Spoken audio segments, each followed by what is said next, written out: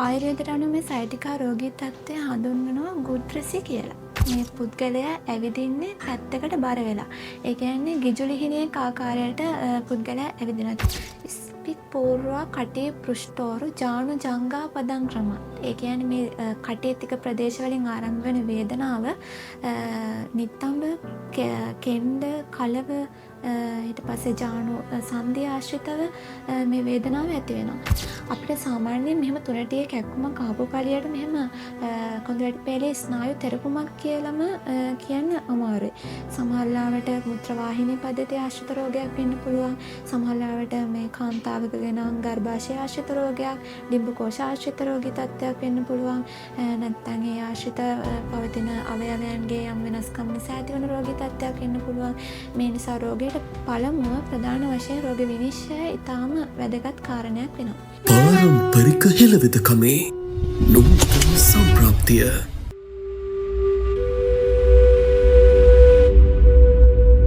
ආයුබෝවන් ආයුෂ බොහෝ වෙන සුවදායි දවසක් වේවා.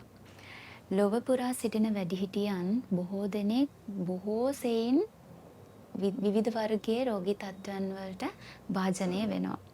පාරම්පරික හෙළවෙදකමේ නූතන සම්ප්‍රාප්තිය වෙල්නස් සිලෝන් ආයුර්වේද රෝහලත් එක්ක සම්බන්ධ වෙලා සිදු කරන විශ්මීයජනක ප්‍රතිකාර ක්‍රම අතර තවත් එක්තරා වූ විශ්මීයජනක ප්‍රතිකර්ම ක්‍රමයක් පිළිබඳව තමයි අද සාකච්ඡා කරන්න බලාපොරොත්තු වෙන්නේ. ඉතින් අර කිව්වා වගේ ලොව පුරා සිටින වැඩිහිටියන් බොහෝ ප්‍රමාණයක් බොහෝ සෙයින් විවිධ වර්ගයේ රෝග වලින් පීඩාවට පත් වෙනවා. ඒ අතර සයිටිකා රෝගී තත්ත්වය කියන්නේ ඒ අතර සුවිශේෂී වූ රෝගී තත්ත්වයක්. ඉතින් අද අපි මේ පිළිබඳව කතා කරන්න අපත් සමග සම්බන්ධ කරගත්තා ආයුර්වේද වෛද්‍ය දිලිෂා කෞශල්‍යා වෛද්‍යතුමියන්ව. ආයුබෝවන් ඔබතුමියට. ආයුබෝවන්. ඉතින් වෛද්‍යතුමියනි අපි මුලින්ම කියමු මේ පීඩාවට පත් වෙන සයිටිකා රෝගී තත්ත්වය කියලා කියන්නේ මොකක්ද? ඇත්තටම සයිටිකා රෝගය කියන්නේ ස්නායු රෝගයක්. වර්තමාන වෙනකොට මෙම රෝගී තත්ත්වය ඉතාම සුලභ තත්ත්වයට පත් වෙලා තියෙනවා. ආයුර්වේදයට අනුව මේ සයිටිකා රෝගී තත්ත්වය හඳුන්වනවා ගුඩ්‍රසි කියලා. මේ ගුඩ්‍රසි කියලා හඳුන්වන්න හේතුව මේ නමින් මේ රෝගය ඇති හඳුන්වීමට හේතුව තමයි මෙම රෝගී තත්ත්වයේදී රෝගයාට වේදනාව වැඩි නිසා මේ පුද්ගලයා ඇවිදින්නේ පැත්තකට බර වෙලා. ඒ කියන්නේ ගිජුලිහිණියක ආකාරයට පුද්ගලයා ඇවිදිනවා. ඒතර මේ රෝගයාට මේ ගුඩ්‍රසි රෝගය ඇති වී තිබෙන බව අඳුනා ගැනීමට පුළුවන්. එතකොට වෛද්‍යතුමියනි මේ සයිටිකා කියන රෝගී තත්ත්වය ඇති වෙන්නේ කොහොමද? ඇත්තටම වර්තමානයේදී මේ රෝගී තත්ත්වය සුලභ වෙලා තියෙනවා. මේ රෝගී තත්ත්වය ඇතිවීමට හේතුව තමයි අපේ ශරීරයේ විශාලතම සහ දිගම ස්නායුව තමයි සයිටික් නර්ව් එවත් ගුඩ්‍රසි නාඩිය කියලා කියන්නේ. මේ සයිටික් නර්ව් එක අපේ ආරම්භ වන්නේ කොඳු ඇටපේලියේ කටි ත්‍රික ප්‍රදේශ වලින්.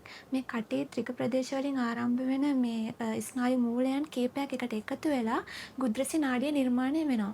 මේ ඉන්පසු මේ ගුඩ්‍රසි නාඩිය අපේ කකුල් දෙක දිගේ පහළට කකුල් දෙක කෙළවර දක්වාම ගමන් කරනවා. එතකොට යම්කිසි හේතුවකින් මේ ගුඩ්‍රසි නාඩියේ ස්නායු මූලයන් අපේ කොඳු ඇටපේළියේ කටි ත්‍රික ප්‍රදේශ වලින් යම් ආකාරයකින් තෙරපීමකට ලක්වීම නිසා මෙම රෝගී තත්ත්වය ඇති වෙනවා. කොඳු ඇටපෙලේ ස්නායු තෙරපීම් වලට ඇතිවන හේතුන් එක්ක කොහොමද මේ රෝගී තත්ත්වය ඇති වෙන්නේ? ඒකට හේතු තියෙනවද?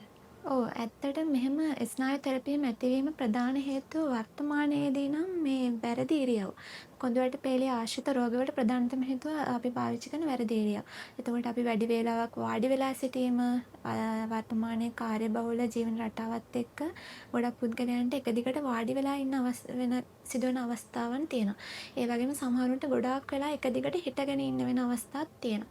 ඒ වගේම තමයි ඒක නූතනයේ ගොඩාක්ම බහුල රෝගී තත්ත්වයක් අධික තරබාරු බව. මේ අධික තරබාරු බව නිසා දේහයේ ශරීර බර සම්පූර්ණ අපේ කොඳු ඇටපේළියට තමයි දරා ගැනීමට සිද්ධ වෙන්නේ. ඒතර කාලයක් යනකොට මේ කොඳු ඇටපේළ ආශ්‍රිතව අස්ථීන් දි รา යාමටපත් වෙනවා. ඒ වගේම වයස්ගත වීමත් සමගම මේ අස්ථීන් දි รา පත් වීම නිසාද මේ ස්නායු තෙරපීම් ඇතිවීමේ හැකියාව තියෙනවා. ඒ වගේම විවිධ අනතුරු, රිය අනතුරු වගේ දේවල් වලුත් මේ දේවල් සිද්ධ වෙන්න පුළුවන්. තවත් මේ හේතු විදිහට කොඳුයට පෙළේ අනවශ්‍ය අස්ථි ඝනවීම ඔස්ටියෝපයිට්ස් කියලා කියනවා. මේ ඔස්ටියෝපයිට්ස් වලට මේ ස්නායු මූලයන් තෙරපීමෙන්ද මේ රෝගී තත්ත්වයන් නැතිවීමේ හැකියාව තියෙනවා.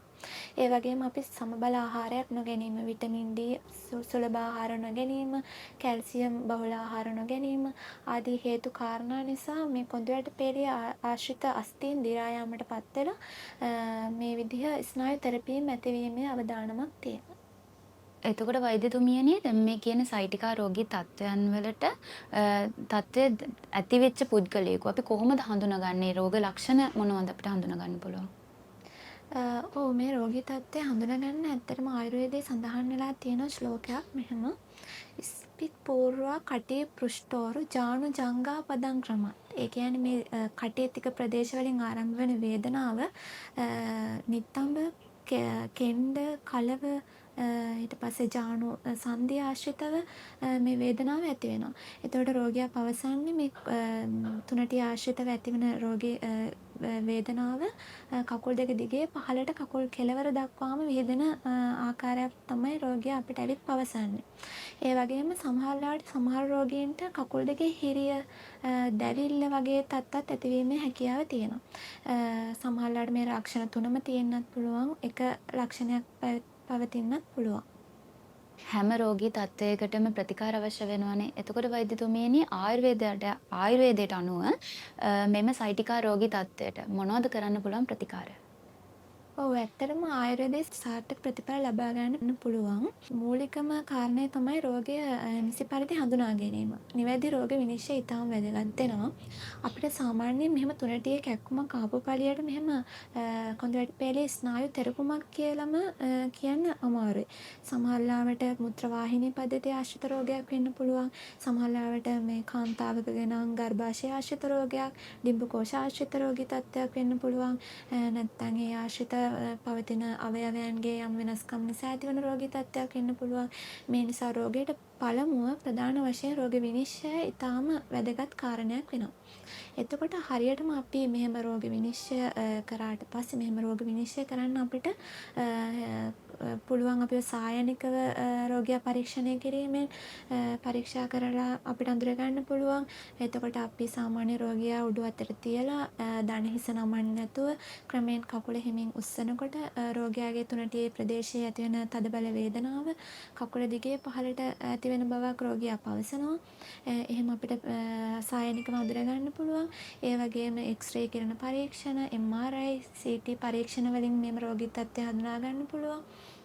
මේ විදිහට සුදුසු රෝග විනිශ්චයක් අනුව රෝගය විනිශ්චය කරාට පස්සේ අපිට සාර්ථක ආයුර්වේද ප්‍රතිඵල මගින් මෙම රෝගී තත්ත්වයට ප්‍රතිඵල ලබා ගන්න පුළුවන්.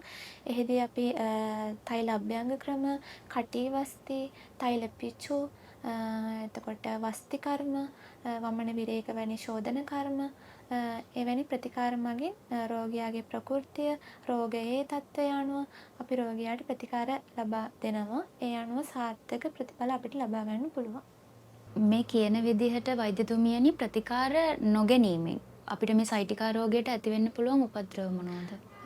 ඔව් ඇත්තටම මේ රෝගී තත්ත්වය අනිවාර්යෙන්ම කලින් හඳුනා ගැනීම සහ ප්‍රතිකාර ලබා ගැනීම ඉතාම අත්‍යවශ්‍ය කාරණයක් වෙනවා.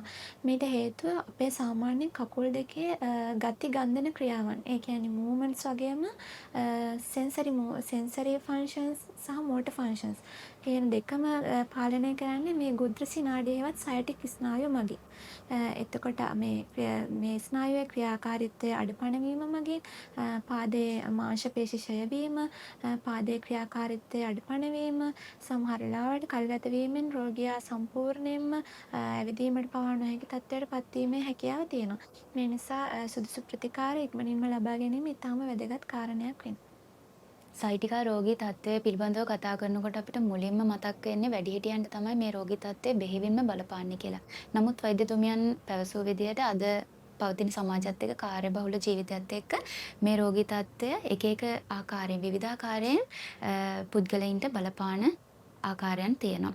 ඉතින් අද අපි කතා කරේ ඔබටත් මටත් අපි හැමදෙනාටම වැදගත් වෙන මේ සයිටිකාරෝගී තත්ත්වය පිළිබඳව කොහොමද මේ සඳහා ප්‍රතිකාර කරන්නේ කොහොමද මේන් වැළකී සිටින්නේ කියන වගේ. ඉතින් අපිත් එක්ක සම්බන්ධ වුණා ආයුර්වේද වෛද්‍ය දිලීෂා කෞශල්‍යා වෛද්‍යතුමියන්ට බෙහෙවින්ම ස්තුතිවන්ත වෙනවා අපිත් එක්ක සම්බන්ධ වුණාට.